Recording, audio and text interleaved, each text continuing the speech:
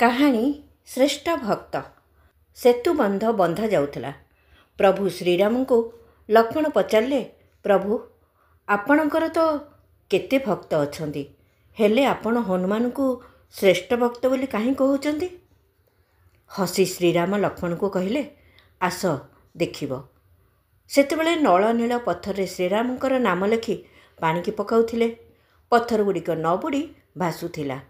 ପଥର ନ ବୁଡ଼ିବାର କାରଣ ପ୍ରଭୁ ପଚାରିବାରୁ ନଳ ନୀଳ ଉତ୍ତର ଦେଲେ, ପ୍ରଭୁ, ଏହା ତ ଆପଣଙ୍କର ନାମର ମହିମା। ଶ୍ରୀରାମ କହିଲେ, ତେବେ ମୁଁ ଯଦି ପଥର ପକାଏ ତାହା ତ ନିଶ୍ଚୟ ଭାସିବ। ଏପରି କହି ଶ୍ରୀରାମ ପଥରଟିଏ ଉଠାଇ ପାଣିକୁ ପକାଇଦେଲେ। ମାତ୍ର ପଥରଟି ନ ଭାସି ବୁଡ଼ିଗଲା। ଏହା ଦେଖି ନଳ ନୀଳ କହିଲେ, ଆମର ସେପରି କିଛି ଶକ୍ତି ଅଛି ଯାହାଦ୍ୱାରା ପଥର ନ ବୁଡ଼ି ଭାସୁଛି।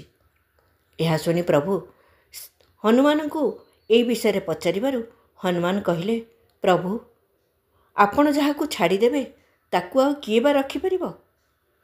ଏହା ଶୁଣି ଲକ୍ଷ୍ମଣ ହନୁମାନଙ୍କର ଭକ୍ତିର ଗଭୀରତା ବିଷୟରେ ଅନୁମାନ କରିପାରିଲେ।